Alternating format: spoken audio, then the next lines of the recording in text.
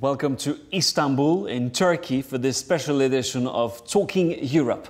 Turkey officially started negotiations with Brussels in 2005, but 8 years later it looks like talks are completely frozen. Both sides, Ankara and Brussels, have developed a sort of love-hate relationship. Whose fault is it? Is there any hope that Turkey will one day become a member of the European Union? I'll put all these questions to my guest, Egemen Bosch. He's Turkey's European Affairs Minister. Mr. Bosch, thank you for being with us. Your Prime Minister, Recep Tayyip Erdogan, recently gave Europe a sort of deadline. He said if by 2023 Turkey isn't a fully fledged member of the European Union, Europe will have lost Turkey forever. How realistic is this prospect? I think we should have become a member already yesterday. I think waiting for another 10 years is too long. Today, when you look at some of the member states, Turkey is much more European than some of the current member states. Looking at our history, looking at our industry, looking at our economy, looking at our proximity to energy resources, looking at the level of European values in Turkey like democracy, human rights, free market economy and so forth, Turkey should have already become a member. I think the most important obstacle between Turkey and her rightful membership to European Union is prejudice. All we have to do is fight with prejudice for Europe to understand that Turkey is very essential for the long-term interests of the continent. Former French President Nicolas Sarkozy once famously said, look, Turkey is not part of Europe, Turkey is Asia Minor. Merkel is not very keen on having Turkey on board. Do you feel welcome? Well, the decision of starting negotiations with Turkey was a decision that was taken unanimously by all member states. Turkey's first application was back in 1959. Turkey signed the Ankara Agreement back in 1963. Turkey became a candidate country in 1987. Turkey became a part of the customs union in 1996. Negotiation of full membership process started back in 2004, and throughout that 53 years, no one questioned Turkey's identity. The word Europe was the name of a prince that lived in today's Turkey. The word Paris was the name of another prince that lived in today's Turkey. I think what President Sarkozy had in mind was geared towards domestic French politics, and that backfired, and the French people chose to send him to fishing. And I wish him good luck in his fishing endeavors.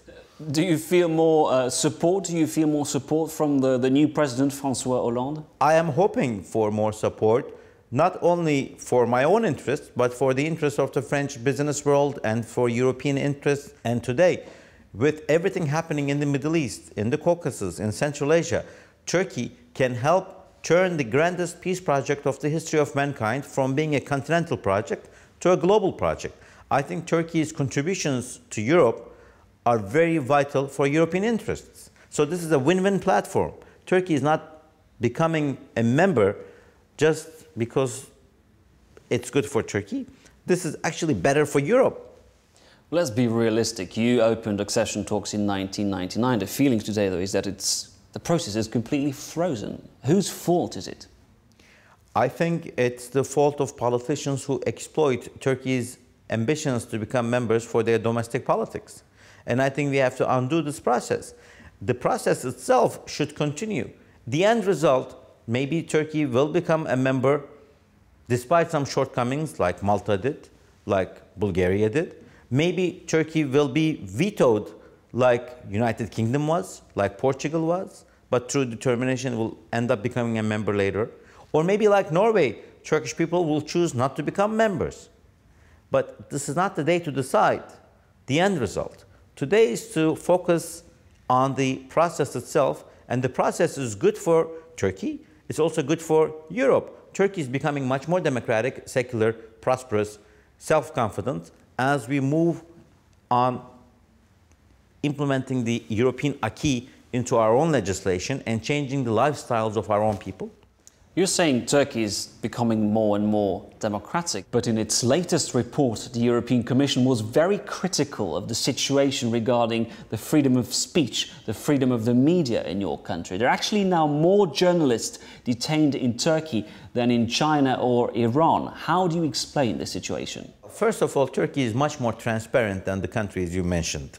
So they do not have lists of people who are under detention according to their occupations, and only international organizations who have information can report on those information, very limited information that they can gather from those countries. But the figures are there. there. In Turkey, everything is very transparent. The fact that there are issues in Turkey, I can agree, but I can also agree and very strongly debate that today's Turkey is much more democratic, prosperous, and transparent than yesterday's Turkey. And I assure you, as long as the EU process continues, tomorrow's Turkey will be even better than today's Turkey. So if the European decision makers are really serious about helping Turkey in terms of dealing with all these issues vis-a-vis human rights, freedom of press, freedom of conscience, then we should focus on those issues within the contents of chapters 23 and 24. The Commission should issue the opening benchmarks and tell Turkey what the homework is so that Turkey can move with the necessary changes in terms of legislation and implementation, and we can put these behind us. But unfortunately, yes, there are lots of criticism coming from Turkey, coming from Europe vis-a-vis some issues in Turkey, but they're not telling us how to fix them. How do you explain that the number of journalists behind bars has risen so dramatically? There are 76 journalists currently detained in your country. Almost none of those journalists are detained or arrested because of their journalistic activities. Some have been accused by independent prosecutors to support PKK terrorist organization. Some of them actually were caught while trying to rob a bank. There are among them who have killed individuals and have been found guilty by the courts. So being a member of media does not give immunity to journalists in Turkey. I don't know about your country, but if you commit a crime in Turkey, you are prosecuted. But when you look without any discrimination to your occupation. When you look at the report, though, the vast majority of these journalists were writing on the Kurdish issue.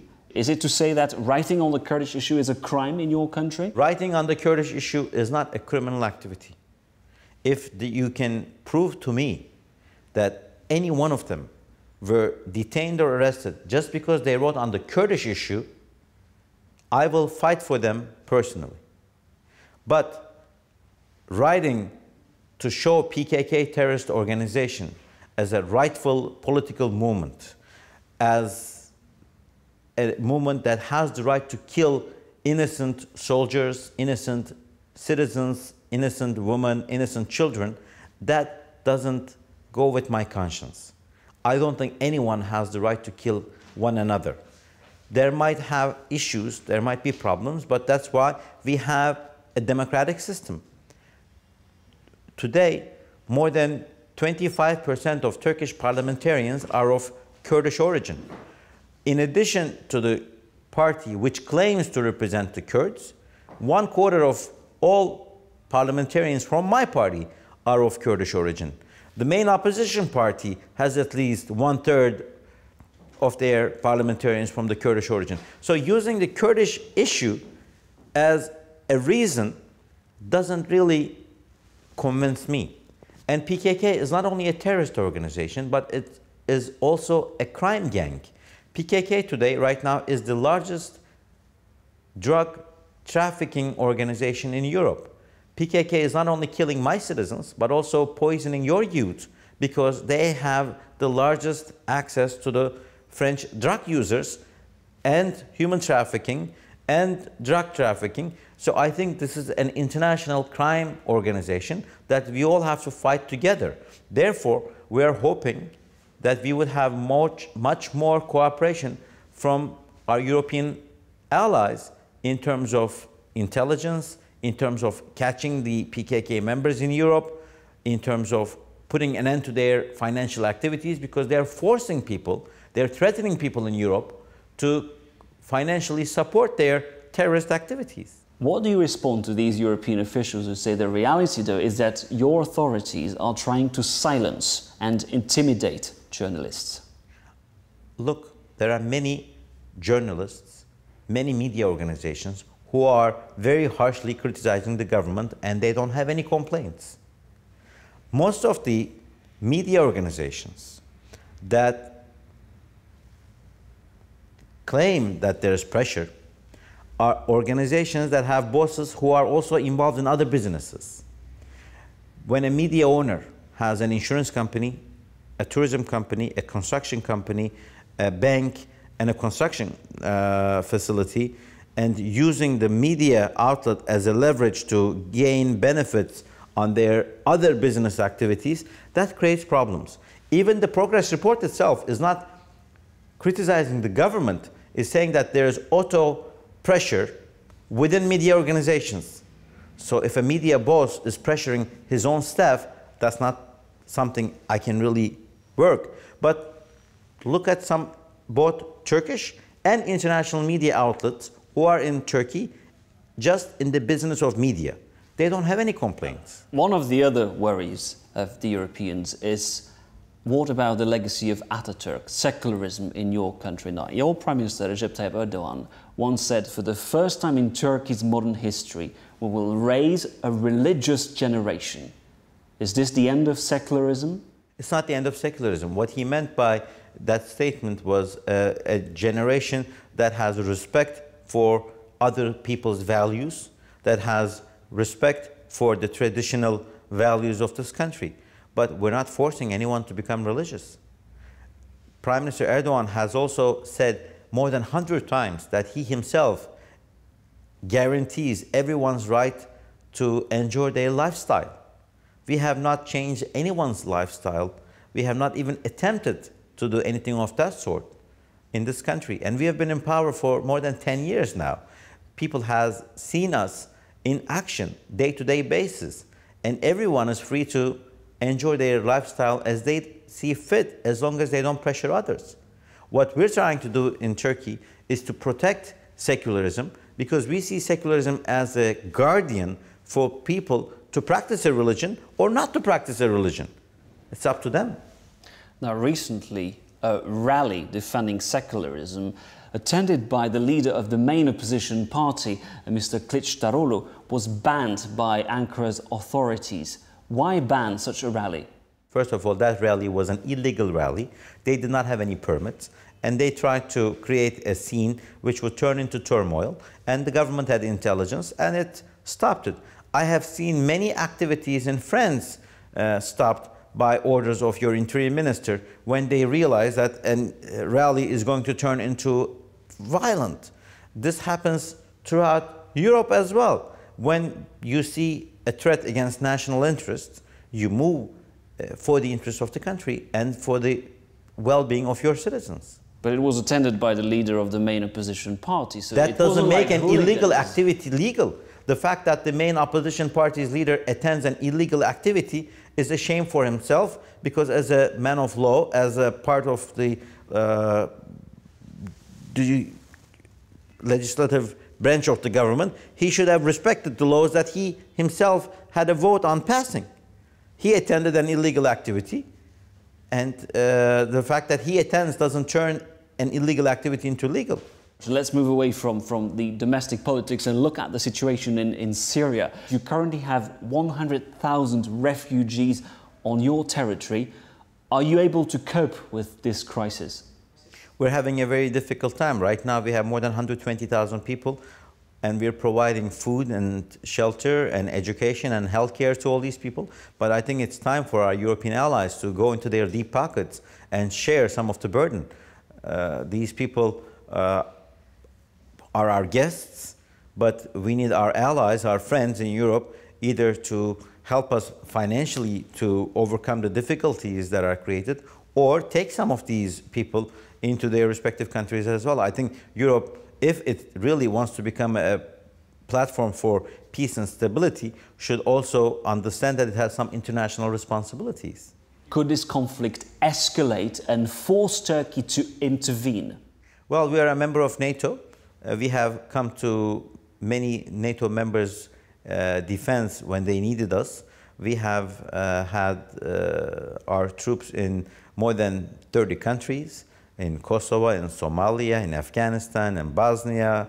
And if Turkey is attacked by any other non-NATO country, then this is an attack on all NATO countries. And this is not only Turkey's problem, it's a NATO problem. It's a problem of the free world. And I think we should work and collaborate together to prevent that. You were saying earlier that you are calling on Europe to give more assistance. Are you disappointed by the current response of the EU regarding this crisis? Not only I am disappointed, I think the Syrian people are disappointed, and even the European Commissioner in charge of humanitarian relief, Ms. Georgieva, is disappointed the way Europe is acting very slowly when it comes to Syria. I visited these camps with her, and the Syrian people, who were very grateful to Turkey for providing a shelter to them, were complaining that why Europe was not acting as fast as it did when there were problems in Libya when it comes to Syria. And the biggest question Syrian people have is it because Libya had oil and we don't, that Europe is ignoring our needs? Unfortunately, there is a dictator who is killing his own people, who is bombing his own cities, and we all have to put our acts together to stop him. Egemen Bağış, Turkey's European Affairs Minister, thank you very much for talking to us. Thank you. And thank you for watching this edition of Talking Europe. I was in Istanbul, Turkey's largest city. It's now time to go back to Paris for more news.